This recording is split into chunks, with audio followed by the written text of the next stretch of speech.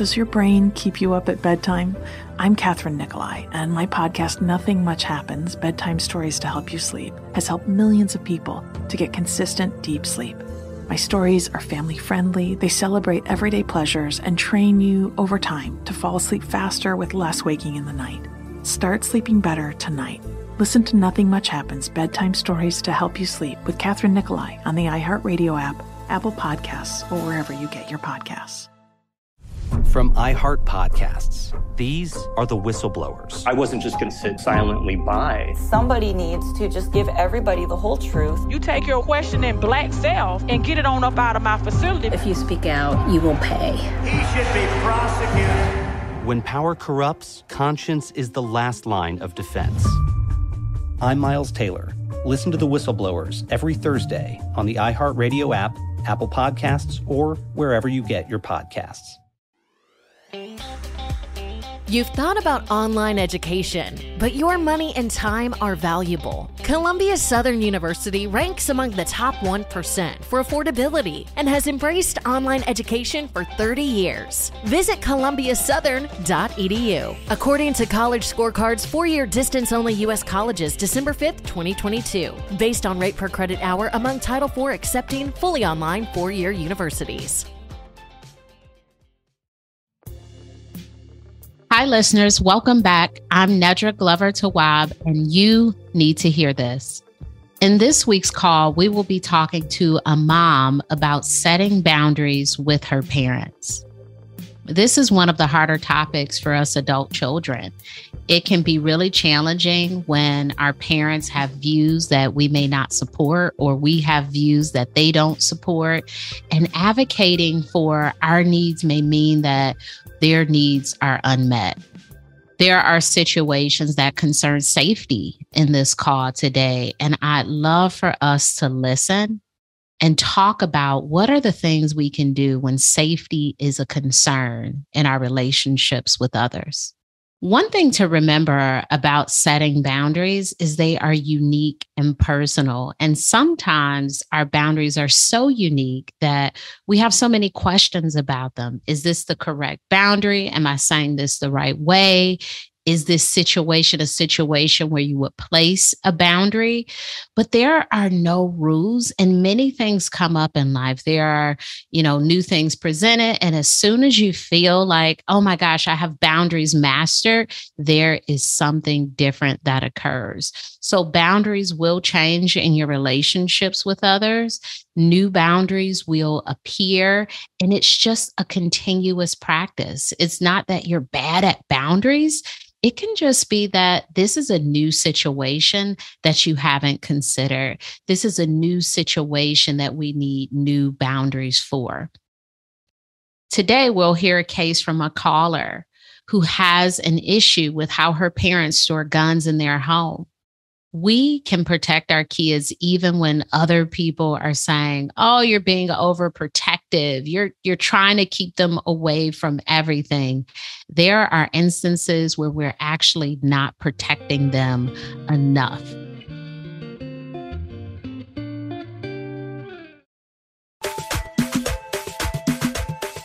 Hola, hola, I'm Diosa. And I'm Mala. We are the creators and host of Locatora Radio, a radiophonic novela. Which is a fancy way of saying a podcast. We're two LA locals turned full-time podcasters, and we talk about everything. From sexual wellness to pop culture. Internet drama to politics. And everything in between. Since 2016, we've interviewed actors, showrunners, elected officials, activists, authors, and all kinds of trailblazers in the Latinx community and beyond. So, if laughter and learning are something that you crave, then subscribe to our show and you'll see why Locatora is your prima's favorite podcast.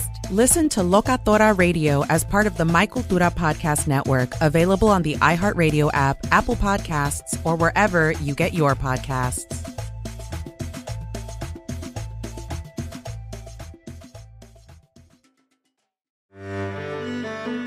They say history is written by the victors, but you know what?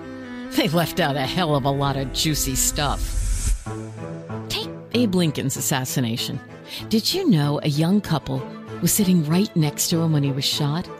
It haunted the husband so much, He later murdered his wife. Ah, we all know who invented that, right? Well, think again.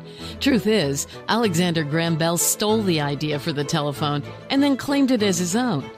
For every pivotal moment in history, there's always a backstory, and it's usually way more interesting than the big story. From mysterious murders to the baffling sleep schedules of yesteryear to the fascinating lives of those just outside the limelight, we're going to uncover the forgotten pieces of history you didn't know you needed to know. Listen to the backstory with me, Patty Steele, twice a week on the iHeartRadio app, Apple Podcasts, or wherever you get your podcasts. Hola, mi gente. This is Wilmer Valderrama, executive producer of the new podcast, De My Abuelita First, part of iHeartRadio's My Cultura podcast network. Each week, host Vico Ortiz and Abuelita Liliana Montenegro will play matchmaker for a group of hopeful romantics who are putting their trust in Abuelita to find them a date. Your job right now is to get on Abuelita's really good side. Our Abuelita definitely knows best. On Date My Abuelita First, 3 single contestants will vie for a date with one lucky main dater. Except to get their heart, they have to win over Abuelita Liliana first. Hi, Liliana. Yes, we are ready for love. Through speed dating rounds, hilarious games, and Liliana's intuition, one contestant will either be a step closer to getting that pan dulce, if you know what I mean, or a step closer to getting that chancleta. Let's see if chispas will fly or if these singles will be sent back to the dating apps. Listen to Date My Abuelita First on the iHeartRadio app, Apple Podcast, or wherever you get your podcasts. So let's get into the call from this week. Hi, Nedra. Thank you for taking this, and hopefully you can help me or at least confirm that what I'm doing is right. My parents purchased my grandmother's home in a small Texas town several years ago, before I was married or had children. And they remodeled it years ago too, but left a glass gun cabinet which was part of my grandparents' house originally. My father insists on keeping his unloaded and trigger-locked rifles in that case, which is very visible in the main TV room. And instead of purchasing a gun cave to store them in and out of sight, he just leaves them there. My husband and I now have 2 younger boys, ages 10 and 6. And when they were younger, babies, I didn't mention anything to my parents because I was just used to them being there also in what was my grandmother's home. And at that time, my kids were also not very mobile. As they started growing up, though, I mentioned to my parents that I needed them to consider storing them away so that it's safer for everyone, but especially safer for my kids. They didn't understand why it was suddenly an issue, and they blew it off. I hear the caller asking, am I doing the right thing? Sometimes the right thing is really, subjective. It's what we think is right, and the other person has a belief of what they may feel is right. Being right isn't necessarily the point of entry for a difficult conversation. It could be coming to a compromise. It could be discussing the safety and not necessarily trying to be right. With children, there's this idea of overprotection. And then on the flip side of that, there is underprotection. Overprotection is when we're shielding kids from everything. They don't have the opportunity to experience things that are normal and healthy for their age. And then underprotection is where we may allow them to experience things that are not appropriate for their age. So as the caller stated, when they were babies, this was not an issue because when you're crawling and you're not as mobile, you can't gain access to items that might be dangerous. But around, that time where kids start to crawl, you start to put more protections in place in the home. You may lock your cabinets. You may, lock the toilet bowl, or you may put those things over the outlets to make sure that they're safe. And it sounds like this is another extension of making sure that the kids are safe in someone else's care. So I would love to get back into this letter and keep going, but I do want you to remember that sometimes what is right for you may not be right for the other person. And then COVID hit and we weren't seeing them anyway. Fast forward to post-COVID and several school shootings later. I have brought up the subject many times, and they, especially my father, turn it around on me. You need to be responsible and teach them about guns. It's my house and I'm not moving them anywhere. And I've said, I see your perspective and that you don't want me telling you what to do in your home, But I see this as a safety issue, and I'm asking you to see my needs as a mom, as your daughter. If you will not store these safely in a safe, as I've asked, then we cannot visit you anymore. I reminded him that they are welcome to come see us in our home in Austin, but for their own reasons, they don't do that very often. My dad has always really expected us to go see him. This has been especially heartbreaking for my mother, who now can't have her grandkids visit. She also doesn't stand up to my dad to try to change things. And I don't trust the situation in their home, regardless of how safe they think it is. My babies come first. Oh, a mother's cry, my babies come first. In saying that, it is very clear to me that all parties won't be pleased. The acceptance in this is your very clearly stated boundary. We cannot come to your house for visits anymore if you're unwilling to remove the guns or store them safely. That sounds like a reasonable request. However, in our homes, we have our own rules. And it seems like your dad is really advocating for displaying his guns in the way that he wants to. And your choice here is to draw a firm boundary of my kids cannot visit.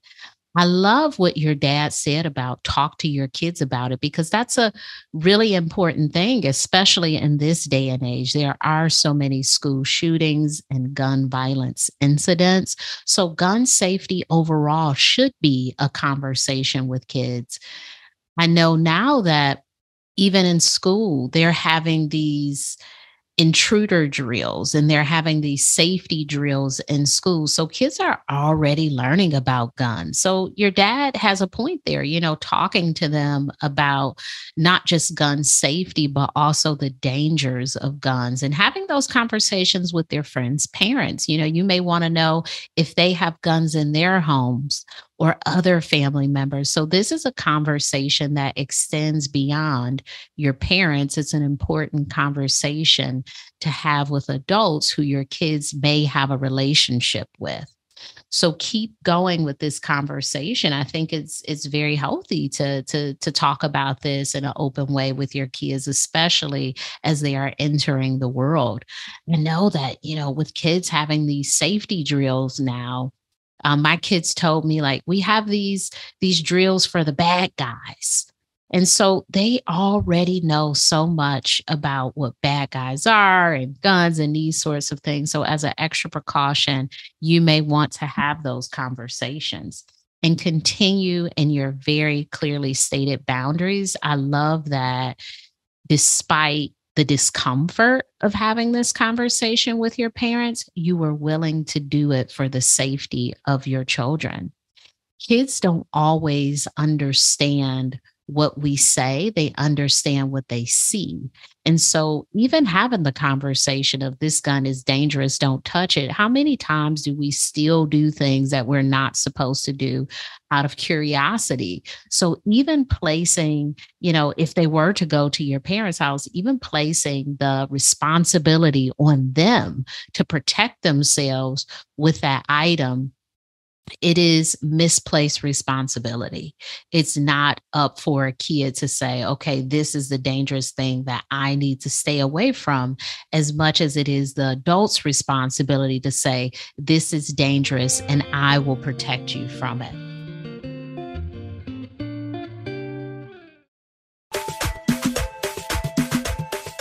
Hola, hola, I'm Diosa. And I'm Mala. We are the creators and host of Locatora Radio, a radiophonic novela. Which is a fancy way of saying a podcast. We're two LA locals turned full-time podcasters, and we talk about everything. From sexual wellness to pop culture. Internet drama to politics. And everything in between. Since 2016, we've interviewed actors, showrunners, elected officials, activists, authors, and all kinds of trailblazers in the Latinx community and beyond. So, if laughter and learning are something that you crave, then subscribe to our show and you'll see why Locatora is your prima's favorite podcast. Listen to Locatora Radio as part of the My Cultura Podcast Network, available on the iHeartRadio app, Apple Podcasts, or wherever you get your podcasts.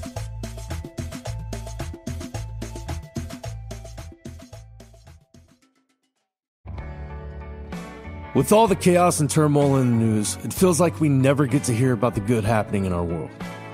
We're on a mission to change that. Welcome to The Good Stuff. I'm Jacob Schick, a third-generation combat Marine. And I'm his co-host and wife, Ashley Schick. We believe everyone has a story to tell, not only about the peaks, but the valleys they've been through to get them to where they are today, as we get to tell stories of inspiration and perseverance. We're joined by some amazing guests who share the lessons they've learned that shaped who they are and what they're doing to pay it forward and give back. Our guests range from some of my fellow warriors to NFL cheerleaders to extreme sports legends to New York City firefighters who survived 9/11. Listen to The Good Stuff on the iHeartRadio app, Apple Podcasts, or wherever you get your podcasts.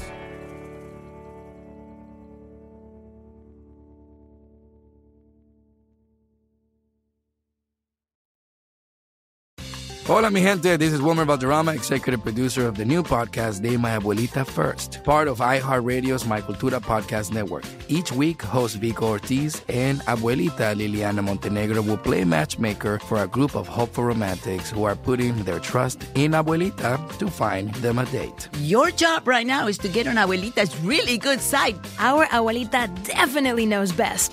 On Date My Abuelita First, 3 single contestants will vie for a date with one lucky main dater, except to get their heart, they have to win over Abuelita Liliana first. Hi, Liliana. Yes, we are ready for love. Through speed dating rounds, hilarious games, and Liliana's intuition, one contestant will either be a step closer to getting that pan dulce, if you know what I mean, or a step closer to getting that chancleta. Let's see if chispas will fly or if these singles will be sent back to the dating apps. Listen to Date My Abuelita First on the iHeartRadio app, Apple Podcast, or wherever you get your podcasts. And this is one of many things my parents and I disagree on, but it's one I feel very extremely strong about. I don't like guns at all. I never have, even though I had uncles that would go, shoot deer over the weekends. I do respect the views of others, though, as long as they're being responsible. And I wonder, have other families encountered something similar? Would you advise me to handle it differently? I, too, am very sad that my kids will not have a relationship with my parents as I envisioned, but I'm not willing to back down. My kids and their safety come first, period. Thank you so much for your time. The acceptance in this is you saying, my father is entitled to have his view. You have given him an opportunity to make a different choice, and he is choosing not to. To say that your kids cannot have a relationship with your father, I wonder if that's completely true. We have Zoom, there are phone calls, your dad may not visit, but perhaps when you go visit your parents, you can stay in a hotel or with another family member and meet your father out at a restaurant or meet him while engaging in some activity. So there still can be a relationship there. It may not include visiting your parents' home, but I wonder what creative ways you can think of to have the relationship continue with your kids if that's what you want. And it seems like you really want that, but you want to protect them from the guns in your parents' home. When we're trying to change people, we will sometimes use taking away the relationship as an encouragement for them to change. If you don't do this, then I won't talk to you anymore. When really what we want to say is, if you don't do this, I want to figure out a way that we can still be in relationship with each other. So it might not be that the relationship is over. It could be that it transitions in a different way that excludes your children from visiting their home. So I would encourage you to think about, what can the relationship look like if they can't visit their grandparents' home? There are so many other places that they may be able to visit with their grandparents. There may be other things that they can do. And there are certainly so many technologies available where they can keep in touch. As for your mom, you can't change her position on this. It sounds like she is clear about not really taking a position, and it does impact her relationship with the kids and her ability to have that in-person connection. But again, I wonder if your mother would be willing to visit, perhaps without your father? You said your parents don't visit as much, and that's a whole nother issue. But is it your father not wanting to visit, or is it both parents? There are times when in the parent dynamic, we will lump mother and father together. And it's quite possible to pull those relationships apart and say, perhaps this is not possible with my father, but with my mother, I am able to do these things. So again, get really creative about how those relationships can continue despite this issue, and how you can, maybe meet with them in other spaces and agree to disagree on this conversation. It sounds like it's not going to be a happy ending here, because your father is pretty confident in saying, I'm not making any changes. And so you have to allow that. And it sounds like you're willing to do that. And the question is really, how do we move forward with this being the case? One of your questions is, have other families encountered something similar? I think in this age, there are many people who have, whether it's political beliefs or, maybe guns in their home or lifestyle choices that we may not agree with. And our kids are going into these spaces, and parents have to make a tough choice to protect their children. So I would say, yes, lots of families encounter some level of disagreement with their parents. One, because it's two different generations, perhaps based on your father's, time of being raised, his cultural dynamics, having guns in the home and having them loaded without any safety measures. Perhaps that was the case when he was growing up. And he may be thinking, when I was a kid, I didn't touch a gun, but times have changed, and we see what's now happening in the world. And despite what a parent may tell a child, these things are continuing to happen. And so there does have to be some responsibility on the adults. So in families, we have these issues. And I wonder, how can we talk more openly about these issues and how we work with these differences, instead of, this relationship is, over, I can't accept this thing with this person. How do we transition away from, ending the relationship to accepting the limitations of the relationship and figuring out different ways to be in the relationship? Your second question is, would you advise me to handle it differently? I think you did such a beautiful job of drawing your boundary and standing firm in it. Not many of us have the courage to say to a parent, you cannot see my babies in your home if you're unwilling to do this. I don't think there's anything that needs to be changed there. This is the boundary you needed, and that's why you spoke it. There are people who may disagree on your boundary, right? Like, there may be other relatives or even your mother or friends who may say, oh, it's not that big of a deal. Let your kids go. This is your boundary, and it's your boundary because of what you deem appropriate. You're the parent in this situation, so you have the right to set this boundary. So I don't think you're mishandling the situation. It sounds like you're being as thoughtful as possible in a scenario that does not have a happy ending to it. There will be a lot of grieving the loss of, maybe being able to visit your parents for a while. Your kids will only be kids for so long. And, once they become adults, you can resume the visitation, or they can decide to resume the visitation. But for now, it is a pause in those in-person experiences. So I think you have curated the best way possible for you to handle this situation. You need to hear this. When it comes to placing boundaries, we have no clue what is accurate, and we have to trust ourselves in these moments of curating boundaries to fit our unique situations. If the other person doesn't like it, it's not always an indicator that, oh my gosh, I've done, a terrible thing, or this was the wrong boundary, or I'm not right. It could just be the other person doesn't want to be flexible. They don't want to change. And that's okay. Your boundary is for you. It's not for you to change other people. It's for you to be safe in your relationships with them. So I love today's call and how that boundary was around, this is what I will do. Here's an option of something you can do, but here's what I'll do if you're not willing to do that thing. Remember that boundaries are for you in your relationships with other people.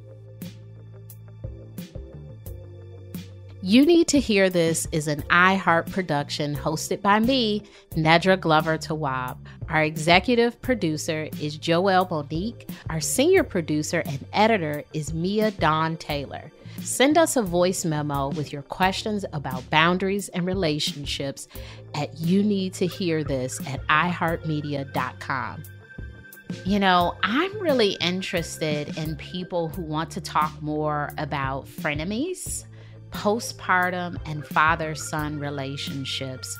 If you are having any challenges in those areas, or you're looking to process something in those areas, please send us a voice note or write a letter, and I would love to talk through those issues with you on You Need to Hear This.